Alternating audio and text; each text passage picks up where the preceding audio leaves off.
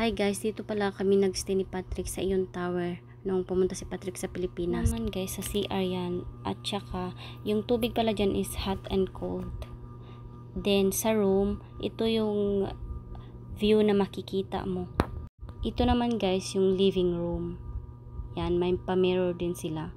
Then, ito din yung room. Tapos, pag binuksan mo naman yung cortina, yun yung kanina na makikita mo na view. Ito naman yung kaganapan before si Patrick dumating. So, naglagay kami ng mga balloons at saka yun nga yung gift niya bago siya makarating. So, prepare na. Tsaka, minuto na lang, aalis na kami. Pupunta kami sa airport at ito na nga sa airport na. O, diba, ang bilis lang. Andito na agad siya.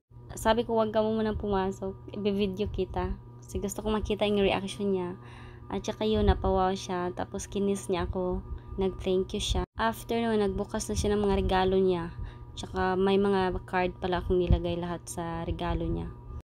Yung una niyang nabuksan guys is relo at saka mga t-shirts. Ito yung t-shirt na binili ko pa sa Saudi nung birthday niya at saka anniversary namin. Yung pangalawang regalo na binuksan niya guys is ito yung t-shirt na couple na may picture na print sa damit mismo at saka may pangalan kami. It's a couple po yun. Binigay po yan ng auntie ko nung December. Sa aming dalawa talaga, regalo nila. Yung sunod naman niya na nabunot is ano yan, jersey. Ako mismo nang gumawa niyan.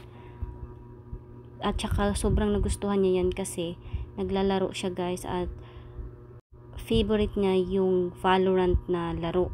Kaya yun yung napili ko na i-print dyan sa short at saka sa jersey niya. After nyan, nagbasa na siya ng mga sinulat kong drama day. Greeting siya nung anniversary, monthsary, at saka birthday. Lahat-lahat andyan na.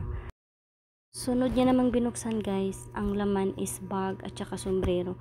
Yung sombrero is galing din yan sa auntie ko. Yung bag lang yung sa akin. Very simple lang yung bag. Tapos ito naman is pang bahay niya kasi mahilig siya sa plain na sando. Na kulay ata yung nabili ko para sa kanya. 2XL yung size. Yung next naman is mug yun na lagyan mo ng mainit na tubig. Lilitaw yung picture yung dalawa. Kaya kinis niya, gustong gusto niya din. Tsaka yung relo. After niya, nagbasa na naman siya ng sulat ko guys. Din sinukat niya na lahat ng mga regalo na damit kung kasya sa kanya lahat. At yan, pabaksing pang person. At saka lahat naman is okay sa kanya. Maganda daw.